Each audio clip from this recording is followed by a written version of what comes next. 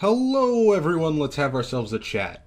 I'm John from Rusty Chains, and today our chat is about the upcoming Party Powder Heist dropping in Payday 3's next update on May 26th.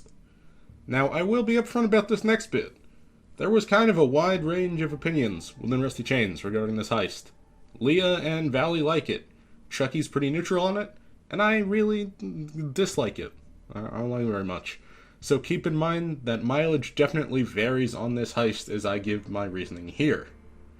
So here's the heist format. There are 3 warehouses. There's a lot of cocaine scattered in between them and outside around them. It's up to you to choose what order you rob them in, or if you want to go back and forth as you play. You can run around and do it all asynchronously, similar to Golden Grin Casino in Payday 2. Now you've got a standard warehouse. That one has some crates you can crack for cocaine. The second warehouse has some more crates, and there's also a caged area you can find with more loot and some meth ingredients. To get into the cage, you need to find the code by using a keycard to open a computer to hack in that warehouse. The third warehouse has less loot, but it contains a meth lab. You can find a whiteboard in there containing a randomly generated formula for meth. If you're cooking, you have to follow that formula rather than listening to Shade. It's similar to Hotline Miami and Payday 2, but the board changes with each run. Now, getting into these warehouses requires drills, red keycards, or QR codes, depending on RNG. There's also shipping containers outside between the warehouses containing more loot. For those, you need a blue keycard, which you can get from certain outside guards. And with that, we have already covered the whole heist. That's everything. You pop some boxes, take some cocaine, and make a little meth if you want, and then you put it in the van and leave. Stealth is the same objectives, nothing changes. You also start with your mask on and gun out, so there's no maskless stealth run here if you wanted to go that route. My issue with this heist is that there are no big set pieces. It really is just popping crates and leaving. Now, anybody who's been around this channel for a while knows that one of my biggest issues with Payday 3 is the sanitization of the Payday gang, right? In this game, these are not the people who will drop a giant piggy bank through a roof, or write out their names in burning gasoline just to call a pilot, or blow up 3/4 of a building to steal an entire room. The big, wild stunts that define the series and the gang are absent in Payday 3.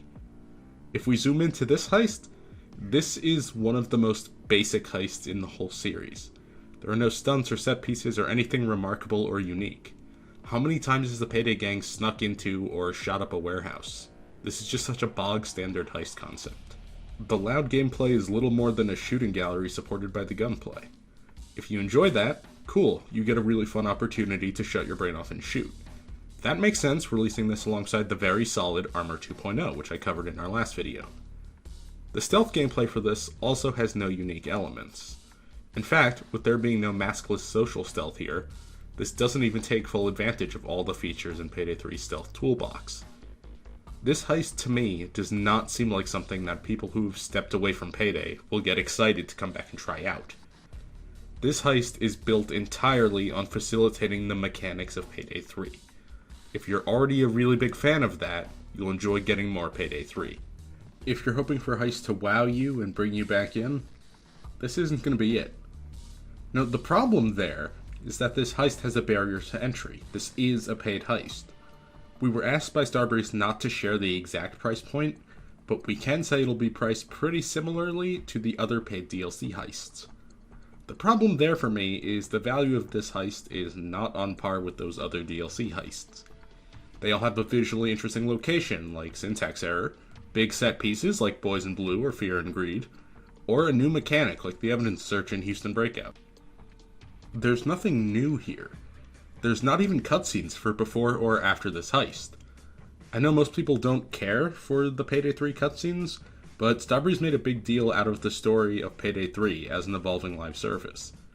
This heist does seem to be starting to pull back the curtain and getting the ball rolling on the next story arc, but you wouldn't know that unless you stopped and sat on the briefing screen on CrimeNet.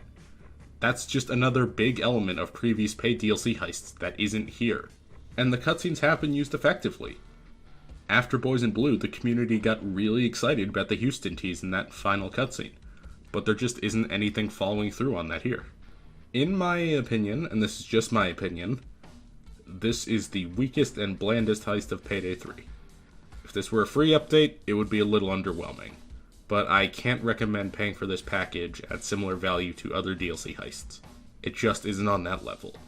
When heists like Diamond District or First World Bank are dropping for free, but this is the one with the price tag, something is really backwards. But like I said, I was the only one in Rusty Chains that feels this way. So you may come away really enjoying it, and I'm just having a moment of old man yells at clouds. Anyway, after you get a chance to play it, do let us know what you think in the comments below. And until next time, don't forget to spread that happy and stay rusty.